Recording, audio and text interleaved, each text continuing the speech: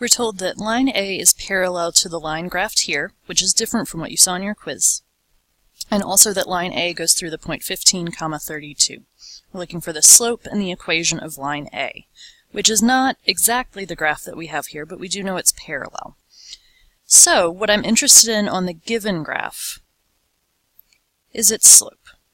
That's going to help me find the slope of my line, line A, and I notice that this line is going uphill. It has a positive slope. And so, as always, I just need 2 points, any 2 points that are on the line, to count. So I'm going to go up, let's see, 6 spaces, and right 2 spaces. So that's a positive 6 over a positive 2. We already dealt with that earlier.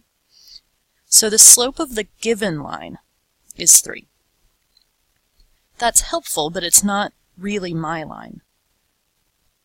I know that my line is parallel to the one given here. So my line, which is what the problem calls line A, I know that it is parallel to the given.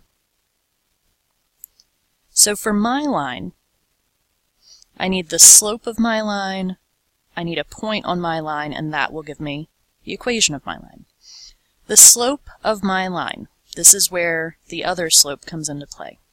To be parallel, my slope must be the same as their slope. Their slope was 3, so my slope is 3 as well.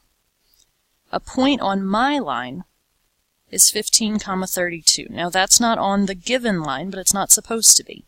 It's on some other line that's parallel to this. Once I have those two pieces of information, I have an m to substitute and an x and a y. So all that I'm missing for my line is the y-intercept. I'm done using the given line. All I needed that for was to figure out its slope to help me find my slope. So now I'll use everything I know about my line. My y-coordinate is 32. My slope is 3. My x-coordinate is 15.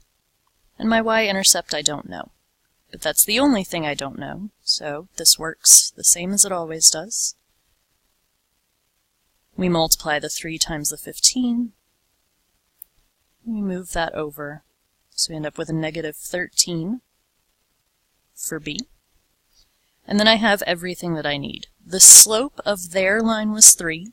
Mine was parallel, so my line also had a slope of 3, which gets me most of my answer. Slope of 3 gets attached to the x, and my y-intercept turned out to be negative 13. That has nothing to do with their y-intercept. That took work using my slope and my ordered pair.